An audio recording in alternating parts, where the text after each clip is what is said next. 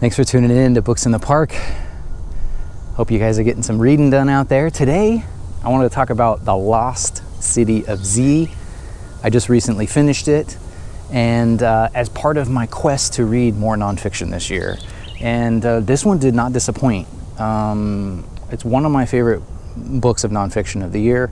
I know that many of you have probably heard about it. I know that it was a bestseller at the time.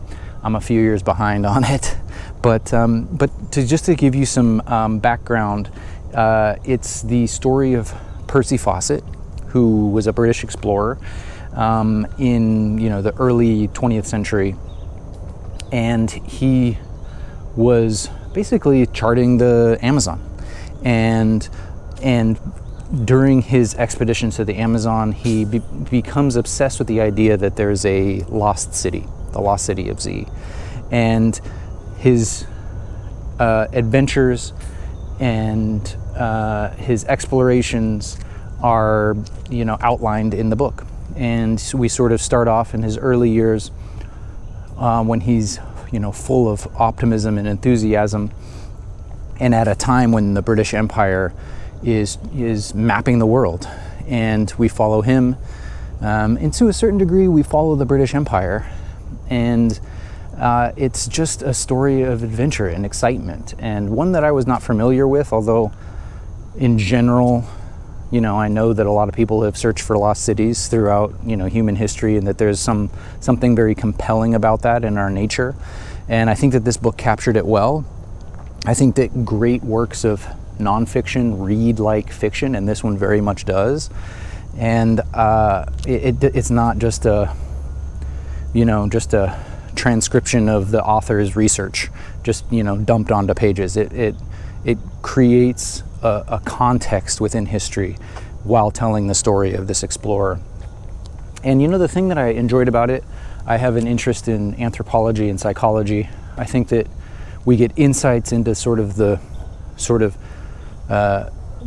mindset of the time of exploration, but we also get insights into the mind of an explorer who was thinking differently than a lot of other explorers. He was someone who had an admiration for the native people. He was someone who enjoyed and cared about the natural environment, the animals and the fauna of the region.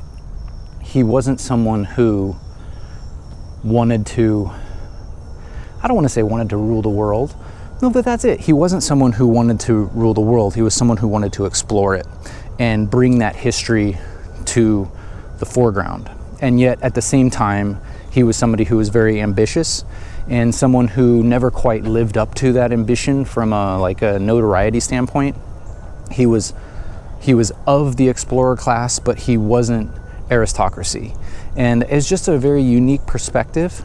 And I think that for me, I really reflected on the positives of what came out of that era, but also reflected on sort of the nativity of the day and the